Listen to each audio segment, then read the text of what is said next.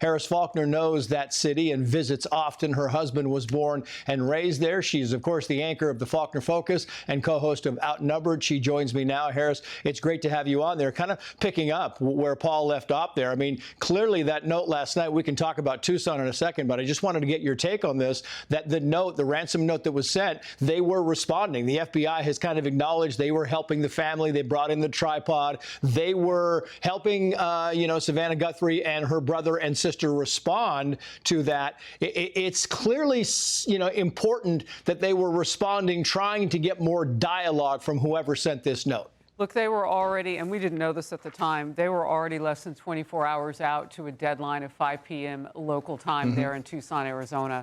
So they were, all stops were pulled out. At that point, they're going to do whatever they can. And law enforcement has been telling me, as journalists, we have sources all across the country just to get their perspectives. Some we've had on the show on the Faulkner Focus. This is a situation now that has a double deadline, and that's truly what stood out to me as we watched the special agent Heath Yankee take a folded piece of paper, likely a printout of that ransom note, and then start to read the deadlines. 5 p.m. is coming in less than 4 hours from now, local time, Arizona there. They don't do daylight saving.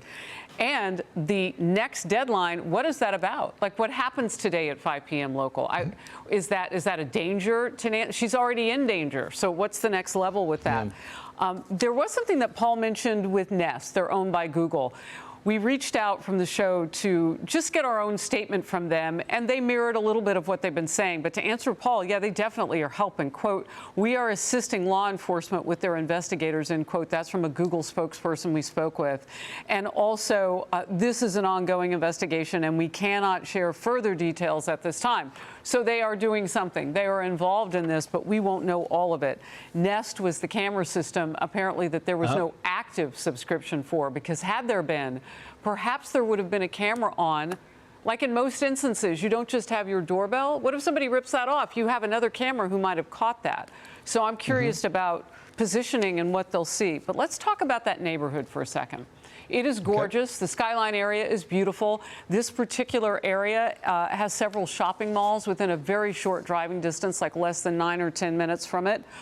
There are some areas that would have bars and restaurants. So you're wondering, well, if someone showed up and took her around that 9:30, 9:45, or later in the morning when the pacemaker stopped, communicating with her digital device, the app on her Apple phone, what would have been going on? Well, there are some things that are close by that might have been wrapping up in both those cases. So there was some legitimate activity going on, but for the most part where she is, it is quiet. You can hear your own heartbeat. It is dark up there. I've hiked that area, and it's at, the area is at the base of, as you kind of enter to the east and west, the Saguaro National Forest. Beautiful hiking, lots of cacti up there. She couldn't walk there. The sheriff told us day one, day two, she couldn't go farther than 50 yards.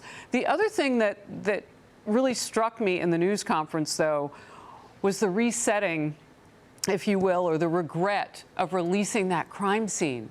Remember a couple of days ago, the sheriff announced, oh, no, the crime scene's clear. That allowed people to trample all over that. And then at the news conference today, at the behest of a reporter who asked, do you regret that? He said, yeah, hindsight being 20/20, maybe I shouldn't have done that.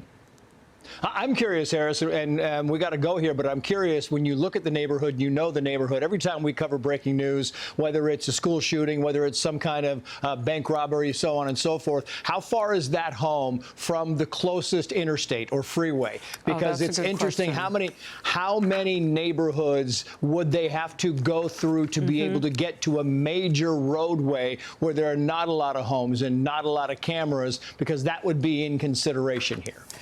Yeah, I'm looking, that would be to get to I-19, to get to those areas, Ina Road, Oracle, where there's a shopping center, maybe 10 minutes, 10-minute drive. Tucson Mall also near there. Yeah, I mean, it wouldn't be that far, but again, you're not talking about, somebody would physically have to carry her. She didn't have her crane. Right. So they'd get her in a vehicle and they could maybe get out of there. I-19, so what's interesting about that too is, would they head to the border? Would they go north? Where would they be going? Did they have a thought out plan? We are a lot of days out from this now.